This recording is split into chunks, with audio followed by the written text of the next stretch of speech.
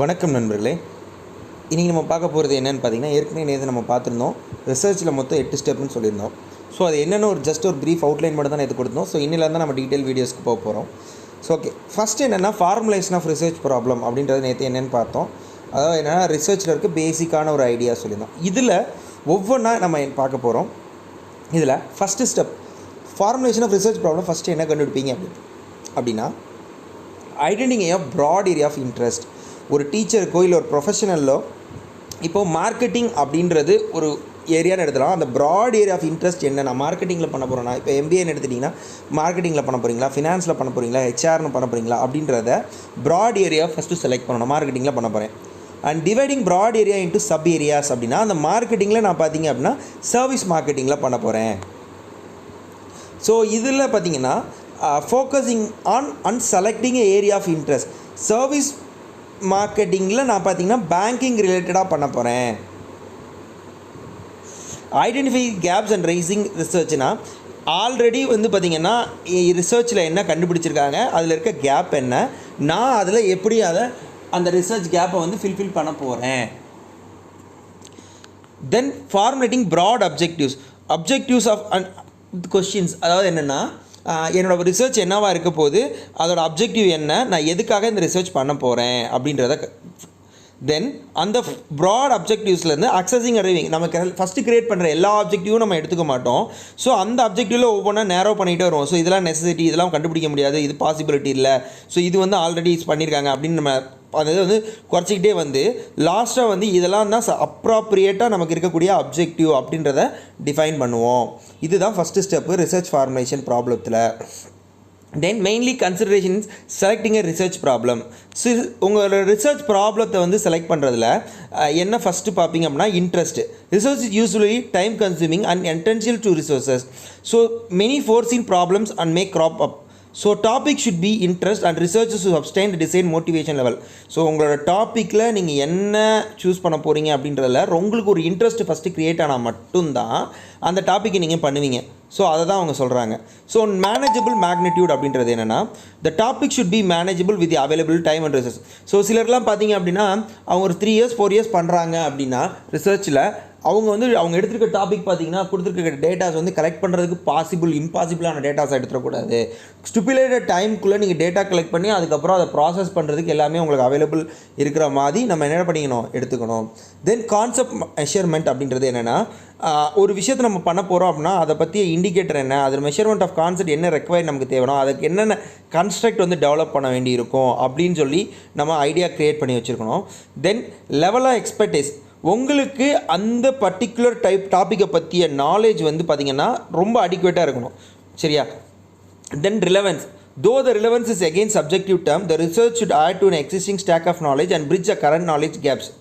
So அதாவது என்னென்னா relevance அப்படின்றது பார்த்திங்க அப்படின்னா திருப்பி ஒரு சப்ஜெக்டிவ் டேர்ம் அப்படின்னா கூட அது என்னது ஒரு விஷயம் என்னென்னா, ரிசர்ச்சர் எப்பயுமே எப்படின்னா எக்ஸிஸ்டிங் ஸ்டாக் ஆஃப் நாலேஜ், அவர்கிட்ட இருக்கக்கூடிய அந்த எக்ஸிஸ்டிங் நாலேஜை விட கரண்ட் நாலேஜ் இருக்கக்கூடிய அந்த கேப்பை அவர் எப்பயுமே என்ன பண்ணணும், ஃபில் பண்ணுற மாதிரி இருக்கணும். தென் அவைலபிலிட்டி ஆஃப் டேட்டா. இப்போ சில விஷயங்கள் பார்த்திங்க அப்படின்னா, இப்போ எக்ஸாம்பிள் ஒருத்தர் ரிசர்ச் பண்ண போகிறாரு, இந்தியன் மிலிட்ரிஸில் இருக்க சில சீக்ரெட்டில் பொசிஷன்ஸை பற்றியோ இல்லை இஸ்ரோவில் இருக்க சில சயின்டிஃபிக்கல் இன்வென்ஷன்ஸை பற்றியோ பண்ணுறாரு அப்படின்னா அவருக்கு டேட்டா என்ன கிடைக்காது. ஸோ அந்த மாதிரி நீங்கள் நான் அவைலபிள் டேட்டாவை எடுத்துகிட்டு நீங்கள் என்ன பண்ணக்கூடாது, ரிசர்ச் பண்ணக்கூடாது. ஸோ உங்களுக்கு நீங்கள் தேவையான அவைலபிள் டேட்டா இருக்கா அப்படின்றத டாபிக் ஃபைனலைஸ் பண்ணுறதுக்கு முன்னாடியே நீங்கள் என்ன பண்ணணும், என்ஷூர் பண்ணிக்கணும். தென் எத்திக்கல் இஷ்யூஸ். சில நேரங்களில் சில விஷயங்களை நம்ம என்ன பண்ண முடியாது, சில எத்திக்கல் ரீசன்ஸ்னால ஒரு ப்ராப்ளத்தை நீங்கள் ஐடென்டிஃபை பண்ணுறீங்க அப்படின்னா அந்த ப்ராப்ளம் ஷுட் பி எத்திக்கல். இப்போ எக்ஸாம்பிள் நான் உங்களுக்கு புரியுறதுக்காக சொல்கிறேன், but don't take it wrong way. இப்போ சேல் ஆஃப் எனி ப்ராடக்ட் நம்ம மெஷர் பண்ணுறோம் இல்லையா. So taste and preference of ganja in Tamil அப்படின்னு சொல்லி நான் எடுத்துக்கூடாது. பட் ஈவன் ஏன் இந்த கஞ்சான்ற வார்த்தை யூஸ் பண்ணுறேன் அப்படின்னா, இந்தியாவிலே 3 ஸ்டேட்ஸில் sale of ganja is ethical. But ஆனால் அதே விஷயத்தை எடுத்துகிட்டு இப்போ ஒருத்தர் இங்கே வேறு ஏதோ ஸ்டேட்டில் பண்ணுறாரு, அதை எடுத்துகிட்டு நான் தமிழ்நாட்டில் பண்ணுறேன் அப்படின்னா அது என்ன, ஒரு எத்திக்கல் இஷ்யூ அங்கே க்ரியேட் ஆகுது இல்லையா. So that is called as ethical issues அப்படின்றது. Then extensive review of literature. So எப்பயுமே ரிசர்ச் லிட்ரேச்சருக்கு எங்கே ஒரு ரிசர்ச்சர் ஆரம்பிக்கிறோம் அப்படின்னா அவரோட ரிசர்ச் ஆரம்பிக்கிற ஃபஸ்ட்டு பொசிஷன் அப்படின்னு பார்த்தீங்கன்னா ரிவ்யூ ஆஃப் லிட்ரேச்சர் கலெக்ஷன் தான். ஸோ உங்களோட main objective review of literature collect பண்ணும்போது என்ன இருக்கணும் அப்படின்னா ஒரு ப்ராட் நாலேஜில் ரிசர்ச் ப்ராப்ளம் என்ன இருக்குன்றதை ஃபஸ்ட்டு பண்ணணும். அதனால உங்களுக்கு என்ன கிடைக்கும் அப்படின்னா உங்களுக்கு பெட்டர் கிளாரிட்டி என்ன பண்ண போகிறோம் அப்படின்ற குவாலிட்டி கிடைக்கும். ரிசர்ச் எப்படி நம்ம ப்ராப்ளம் என்னது ரிசர்ச் ப்ராப்ளம் அது எப்படி வந்து நமக்கு ரிசர்ச்சுக்கு வந்து அது எப்படி வந்து இம்ப்ரூவ் பண்ணுறதுக்கு இதாகுது அப்படின்றத கேட்கும். It helps to improve research methodology. உங்களோட ரிசர்ச் மெத்தடாலஜி டூல்ஸ் நீங்கள் யூஸ் பண்ணும்போது அதுக்கு வந்து ஹெல்ப்ஃபுல்லாக இருக்கும். அதே மாதிரி பார்த்தீங்க அப்படின்னா ஃபைண்டிங்ஸுக்கு வந்து நீங்கள் எப்படி பண்ணியிருக்காங்க, ஏற்கனவே என்ன ரிசர்ச் இருக்குது, எக்ஸிஸ்டிங் நாலேஜ் என்ன சொல்லியிருக்கிறாங்க அந்த கான்செப்டில் அப்படின்றதுக்கெலாம் உங்களுக்கு என்ன யூஸ் ஆகும் அப்படின்னா ரிவ்யூ ஆஃப் லிட்ரேச்சர் யூஸ் ஆகும். Then formulation of objectives. So objectives அப்படின்றது என்னென்னா அந்த ரிசர்ச்சில் நம்ம என்ன பண்ண போகிறோம், ஸோ என்ன அப்படின்றத ஃபஸ்ட்டு எப்போயுமே உங்கள் அப்ஜெக்டிவ் பொறுத்து 2 கேட்டிங்காக பிடிச்சிருப்பாங்க. ஒன்று மெயின் அப்ஜெக்டிவ், இன்னும் சப் அப்ஜெக்டிவ்ஸ்னு. இந்த மெயின் அப்ஜெக்டிவ்ன்றது என்னென்னா main of the overall study of the topic. Sub objectives என்றது என்னென்னா அந்த மெயின் அப்ஜெக்டிவோட இப்போ எக்ஸாம்பிள் பார்த்தீங்கன்னா ஒரு சர்வே எடுக்க போகிறேன் எப்படின்னா கஸ்டமர் சாட்டிஸ்ஃபேக்ஷனை பற்றி எடுக்க போகிறேன் அப்படின்னா என்னோட ப்ராஜெக்டோட மெயின் அப்ஜெக்டிவ் என்ன இருக்கும், to identify the customer satisfaction in a particular product. என்னோட சப்ஜெக்டிவ் என்ன வேணா இருக்கலாம். ஸோ அது மெயின் அப்ஜெக்டிவோட அது வந்து எப்படி இருக்கணும், irrelevant டாபிக் இல்லாமல் அதோட ஒரு எப்படி சொல்கிறது அதோட மெயின் சப்ஜெக்டிவோட ஒத்து போகிற ஒரு டாப்பிக்காக இருக்கணும். It should be coherent with that. அதே மாதிரி பார்த்தீங்கன்னா சப்ஜெக்டிவ் அப்ஜெக்டிவ் எப்படி இருக்கணும் அப்படின்னா it should be main framework கூட இருக்கணும். அதே மாதிரினா நியூமரிக்கலாக இருக்கணும். It should be very clear and complete and specific. இதுதான் வேணும் எனக்கு அப்படின்றது கிளியராக இருக்கணும். அதே மாதிரி each objective should contain only aspect of study. ஏதாவது ஒரு ஆஸ்பெக்ட் வந்து ஸ்டடி பண்ணுறதுக்கு அப்ஜெக்டிவ்ஸ் வந்து சொல்லியிருக்கணும். அப்ஜெக்டிவ் வந்து எப்படி இருக்கணும்னா ஆக்ஷன் ஓரியன்ட் வேர்ட்ஸாக இருக்கலாம், இல்லை வேர்ப்ஸ் வென் ரைட்டிங் அப்ஜெக்டிவ்ஸ். ஒரு ஓரலாக சொல்லும் போது வேர்ட்ஸில் சொல்லும் போது அது ரைட் பண்ணும்போது எப்படி இருக்கணும்னா வெர்பாக இருக்கணும் அந்த. ஸோ அடுத்து பார்த்தீங்க அப்படின்னா கான்செப்ட்ஸ் அண்ட் வேரியபிள்ஸ். இது மீனிங் ஆஃப் டேர்ம்ஸ். கான்செப்ட் அப்படின்றது என்னென்னா ஒரு விஷயத்தை நம்ம படிக்கிறோம் அப்படின்னா நீங்கள் ஒரு மாதிரி புரிஞ்சுக்குவீங்க, நான் ஒரு மாதிரி புரிஞ்சுக்குவேன். So every concept is different ஒவ்வொரு வாஸ் அ ரிசர்ச்சர். ஆனால் நீங்கள் என்ன பண்ணணும்னா it is your duty that அங்கே கொஷினை நீங்கள் ஒருத்தட்ட கொடுக்குறீங்கன்னா என்ன கான்செப்ட் அப்படின்றத அவருக்கு கிளியராக எக்ஸ்பிளைன் பண்ணணும். ஸோ அந்த மாதிரி உங்களோட கான்செப்ட் வந்து டேரெக்டாக மெஷரபுளாக இருக்கிற மாதிரி பார்த்துக்கணும் அப்படின்னு சொல்கிறாங்க. Okay, then next one is types of variable. இது வேரியபிள் அப்படின்னா நம்ம கலெக்ட் பண்ணுற டேட்டாவில் இருக்க வேல்யூஸை தான் நம்ம என்னென்னு சொல்கிறோம் variables. There are basically 2 types of datas. ஒன்று வந்து independent variable, second one is dependent variable. Independent variable அப்படின்னா ரிசர்ச்சர் வந்து அவங்க எக்ஸ்பெரிமெண்ட் ட்ரீட் பண்ணும்போது இது இண்டிபெண்டன்ட், இதை வந்து இன்னொன்று சார்ந்து இல்லை, தனியாக இதுதான் மெயின் வேரியபிள், இந்த வேரியபிளை சார்ந்து தான் மித்த வேரியபிள் இருந்தது அப்படின்னா that is called as independent variable. Dependent variable அப்படின்னா இந்த ஃபேக்டர் வந்து தனியாக ஒரு இம்பாக்ட் கொடுக்காது, இது ஒன்றோட இதனால இந்த ஃபேக்டர் வந்து இஃபெக்ட் ஆகும் அப்படின்ற மாதிரி. இப்போ எக்ஸாம்பிள் பார்த்தீங்க இங்கே என்ன கொடுத்துருக்காங்கன்னா இந்த study of about impact of coaching and students performance. Coaching is an independent variable, student performance is a dependent variable. இப்போ என்னென்னா கோச்சிங் கொடுத்தனால ஸ்டூடெண்ட் பெர்ஃபார்மன்ஸ் இன்க்ரீஸ் ஆயிருக்கா, அப்போ கோச்சிங்கிறது என்னது இண்டிபெண்டன்ட் வேரியபிள். ஸ்டூடெண்ட் பெர்ஃபார்மன்ஸ்ன்றது என்னது டிபெண்டன்ட் வேரியபிள். கோச்சிங்னால ஸ்டூடெண்ட் பெர்ஃபார்மன்ஸ் இன்க்ரீஸ் ஆகும். ஸோ அப்போ என்னென்னா ஒரு வேரியபிள்னால இன்னொரு வேரியபிளுக்கு ஏதாவது பெர்ஃபார்மன்ஸில் வேரியேஷன்ஸ் இருந்ததுன்னா அந்த வேரியபிள் என்னென்னு சொல்கிறோம் டிபெண்டன்ட் வேரியபிள் சொல்கிறோம். எந்த வேரியபிள்னால இன்க்ரீஸ் ஆகிருக்கு டிக்ரீஸ் ஆகிருக்குன்னு சொல்கிறோமோ அதை என்னென்னு சொல்கிறோம் இண்டிபெண்டன்ட் வேரியபிள்னு சொல்லுவோம். இதை தவிர இன்னொரு வேரியபிள் இருக்குது என்னென்னா இன்ட்ரீவிங் வேரியபிள். இந்த இன்ட்ரீவிங் வேரியபிள் அப்படின்னா it establish linkage between inter dependent variable and dependent variable. அதாவது இந்த இண்டிபெண்டன்ட் வேரியபிளுக்கும் டிபெண்டன்ட் வேரியபிளுக்கும் இருக்கக்கூடிய அந்த லிங்கேஜ் ஒன்று க்ரியேட் பண்ணும். அதாவது என்ன இது ரெண்டு கூடிய ப்ராசஸ்க்குள்ளே இடையில இருக்கக்கூடிய அந்த லிங்கேஜ் தான் என்னென்னு சொல்கிறோம் அப்படின்னா இன்டர்வியூங் வேரியபிள் அப்படின்னு சொல்கிறோம். For example the tissue damage in intervening variable is smoking and lung cancer relationship. அதாவது என்னென்னா ஸ்மோக் பண்ணுறனால என்ன ஆகுது, நம்ம உடம்புல இருக்க அந்த டிஷ்யூஸ் வந்து டேமேஜ் ஆகுது, அதனால் நமக்கு என்ன காசு ஆகுது, லங் கேன்சர் வந்து காசு ஆகுது. ஸோ அப்போ இதில் பார்த்தீங்கன்னா டிஷ்யூ டேமேஜ் அப்படின்றது தான் என்னது இன்ட்ரீவிங் வேரியபிள். புரியுதா? Okay, then next one is extraneous variable. அப்படின்னா real factors variables affect outcome. ஒரு விஷயத்தோட அவுட்கம் வந்து எந்த விஷயத்தில் அஃபெக்ட் பண்ணுது அப்படின்றத நம்ம என்னென்னு சொல்கிறோம் அப்படின்னா எக்ஸ்ட்ராவியஸ் வேரியபிள் அப்படின்னு சொல்கிறோம். It is a real reason for outcome instead of independent variable. Then is known as confounding variable சொல்கிறோம். இந்த எக்ஸ்ட்ராவியஸ் வேரியபிளை இன்னொரு பேர் என்னன்னு பார்த்தீங்க அப்படின்னா confounding variableனு சொல்லுவாங்க. It has confused or confounded relation with an interest. For example, from teaching, speed of learning then depends upon meaningful topic. The greater meaningful is faster than learning. Therefore speed learning is called as dependent variable and meaningfulness is independent variable.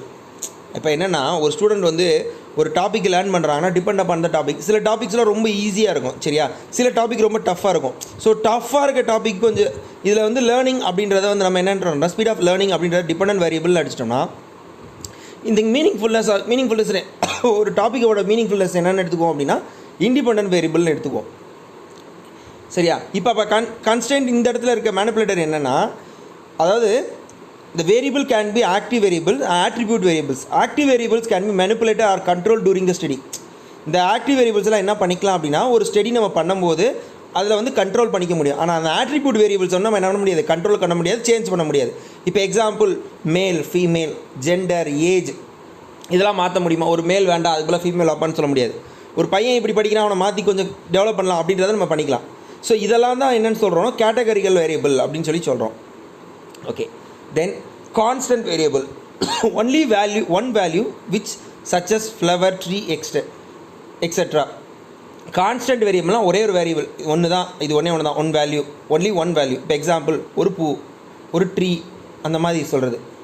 டைகோனமஸ் வேரியபிள்னால் two variables, இது அல்ல tea coffee, rich poor, மேல் female, அந்த மாதிரி two டைகோ அப்படின்னா. பாலிடோமஸ் வேரியபிள்னால் மோர் தென் two, ரெண்டுக்கு மேலே இருக்க option ஏதாவது இருந்தது அப்படின்னா that is called as polychotomous variable அப்படின்னு அர்த்தம். இங்கே பார்த்தீங்க அப்படின்னா ஆவரேஜ். இப்போ எக்ஸாம்பிள் பார்த்தீங்கன்னா கேட்டகரியில் பிரிப்பாங்க, பிலோ ஆவரேஜ், எபோவ் ஆவரேஜ். இந்த மாதிரி ஒரு ஸ்டூடெண்ட்ஸ் வந்து கேட்டகரைஸ் பண்ணோம் அப்படின்னா that is called as polytomous variable. Okay, measuring variable. இப்போ இத்தனை வேரியபிள் பார்த்துட்டோம், மெஷர் பண்ணுற இந்த வேரியபிளை வந்து மெஷர் பண்ணுறோம். இப்போ கிடச்சிருக்கக்கூடிய ஆன்சர்ஸை மெஷர் பண்ணோம் அப்படின்னா that is called as measuring a variable.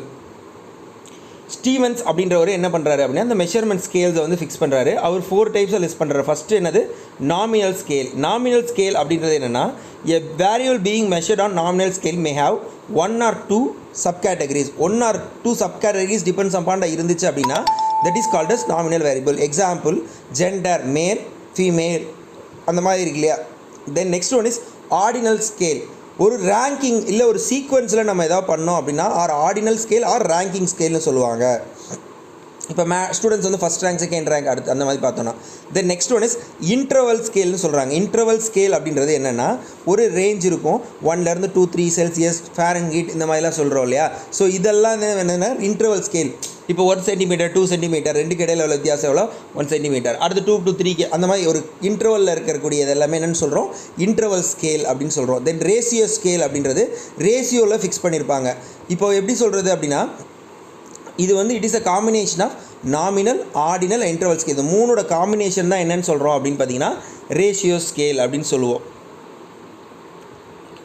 Then next one is attitudinal scale அப்படின்றது என்ன அப்படின்னா இப்போது ஒரு ஸ்டூடெண்ட்ஸோட ஆட்டிடியூடை வந்து டீச்சர்ஸை வந்து நம்ம மெஷர் பண்ண போகிறோம் அப்படின்னா இந்த ஆட்டிடியூடல் ஸ்கேல்ஸை வந்து நம்ம யூஸ் பண்ண போவோம். இப்போ எக்ஸாம்பிள் இதில் ஃபஸ்ட்டு ஒன்று உங்களுக்கு எல்லாத்துக்குமே தெரிஞ்சது ஒரு விஷயம் தான் லிக்கர்ட் ஸ்கேல் அப்படின்றது பார்த்திங்கன்னா 5 point ஸ்கேல்னு சொல்லுவாங்க. இதில் என்னென்னா strongly agree, neutral, disagree, strongly disagree அப்படின்னு சொல்லுவோம். So that is called as 5 point scale or Likert scale.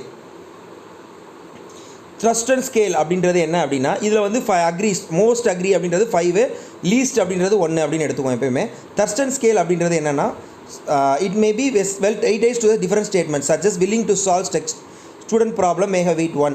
Statement about the subject is weight 1.5. Statement of the content of teacher can be weight 2. அதாவது ஒரு ப்ராப்ளத்தில் ஒரு கொஷினுக்கும் ஒவ்வொரு mark பேசிஸில் weightage கொடுத்து நம்ம ஒரு ப்ராப்ளத்தை சால்வ் பண்ணுற பற்றி கேட்டோம் அப்படின்னா அந்த மாதிரி வெயிட் பேஜுக்கு மார்க் மாதிரி கொடுத்தோம் அப்படின்னா that is called as Thurstone scale. Then Guttman scale அப்படின்றது என்ன mainly is based on ratio scale. So ratio base பண்ணி இந்த ஸ்கேல் மெஷர்மெண்ட்ஸ் இருந்தது அப்படின்னா இட்ஸ் கட்மேன் ஸ்கேல். இந்த கட்மேன் ஸ்கேல் அப்படின்றது it quite difficult in practice.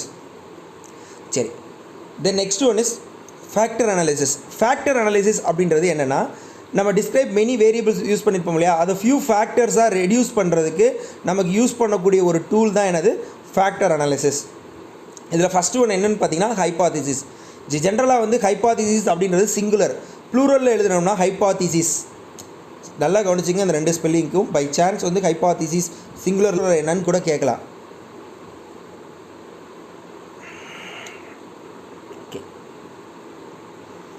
Main functions of hypothesis என்ன அப்படின்னா to bring focus and clarity of specificity of research study. ஒரு விஷயத்தை பற்றி கிளாரிட்டி கிடைக்கணும்.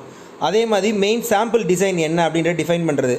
உங்கள் ஸ்டடியோட அப்ஜெக்டிவ் என்ன, உங்களோட தியரி எப்படி ஃபார்முலேட் பண்ணியிருக்கீங்க உங்கள் ஸ்டடியில் அப்படின்றது தான். ஹைபாதீசிஸ் எப்படிலாம் இருக்கலாம் அப்படின்னா டிஸ்கிரிப்டிவாக இருக்கலாம். உங்கள் ஹைபாதீசிஸ் என்ன இருக்கலாம், டிஸ்கிரிப்டிவாக இருக்கலாம். இப்போ example, present rate of unemployment rate in India, urban India is 10% அப்படின்றது ஒரு ஸ்டேட்மெண்ட் இல்லையா, அந்த மாதிரி டிஸ்கிரிப்டிவாக கொடுக்கலாம். தென் ரிலேஷனலாக இருக்கலாம். Parent residing in urban area spend more on money on education of their children. அதாவது என்னென்னா இதில் ஒரு ஸ்டேட்மெண்ட் வந்து ஹையர் பேரண்ட் ரெசிடென்ஸ் வந்து அர்பன் ஏரியா, இன்னொன்று வந்து மணி ஸ்பெண்டிங் ஆன் எஜுகேஷன்றது இன்னொன்று. ஸோ இது ரெண்டுக்குள்ள ரிலேஷன்ஷிப் பண்ணுறது ஒரு type of hypothesis. Then next one வந்து exploratory hypothesis. The guide about the cause and effect relationship two variables. For example, when salary increases spending on food items also increases, how the reverse may also true. அதாவது என்னென்னா ஒரு விஷயத்தோட இன்னொரு விஷயம் வந்து இன்டர்டிபெண்ட்டாக இருக்குது அப்படின்றத ப்ரூவ் பண்ணுறது. இப்போ எக்ஸாம்பிள், ஒரு பர்டிகுலர் பேரண்ட்டுக்கு சேலரி இன்க்ரீஸ் ஆகுதுன்னு வச்சுங்க, அவங்க யூஸ் பண்ணக்கூடிய ஃபுட்டு, அதுக்கு ஃபுட் கன்சப்ஷனுக்கு யூஸ் பண்ணக்கூடிய அமௌண்ட் வந்து இன்க்ரீஸ் ஆகுது அப்படின்னு சொல்லி ஒரு ஹைபாதிசிஸ் ஃபைம் பண்ணோன்னா that is called as exploratory hypothesis. இது போக ஒன்று இருக்குது, ப்ரொஃபஸர் ஆர்ஏ ஃபிஷர் அப்படின்றது தான் நம்ம யூஸ் பண்ணுற இந்த ஹைபாதிசிஸ். நல்லா ஞாபகம் வச்சுங்க, நல் ஹைபாதிசிஸ் வார் டெவலப்டு பை, இல்லை ஆல்டர்னேட்டிவ் ஹைபாதிசிஸ் வார் டெவலப்டு பைன்னு கேட்டாங்கன்னா ப்ரொஃபஸர் ஆர்ஏ ஃபிஷர் அப்படின்றத ஞாபகம் வச்சுக்கணும். ஓகே, ஸோ நல் ஹைபாதிசிஸ் அப்படின்னா என்னென்னா, இப்போது ஒரு ஸ்டேட்மெண்ட் வந்து, இப்போ எக்ஸாம்பிள் சொல்கிறேன். இப்போ நம்ம ஏற்கனவே பார்த்தோம் இல்லையா, ஒரு பேரண்ட் வந்து அவங்களோட இன்கமுக்கும் there is a relationship between parent income அப்படின்னு சொல்லி சொன்னோன்னா தட் இஸ் நல் ஹைபாதிசிஸ்னு எடுத்துக்கிறோம். There is a relationship between பேரண்ட்ஸோட இன்கமும், இல்லை அர்பனில் பேரண்ட்டும் அவங்களோட ஸ்பெண்டிங் ஆன் எஜுகேஷனுக்கும் ரிலேஷன்ஷிப் இருக்குது அப்படின்னு சொல்லி சொல்கிறோம். ஆல்டர்னேட்டிவ் ஹைபாதிசிஸில் என்ன சொல்லுவோம், தேர் இஸ் நோ ரிலேஷன்ஷிப்னு சொல்லுவோம். அவ்வளோதான் ரெண்டுக்குள்ளே டிஃபரன்ஸு. ஓகே, இதோட ஸ்டெப் 1 முடியுது. மீண்டும் நாளைக்கு ஒரு வீடியோவோட சந்திக்கிறேன். அதுவரை உங்களிடம் விடைபெறுவது உங்கள் வினீத் முத்துகிருஷ்ணன். நன்றி, வணக்கம்.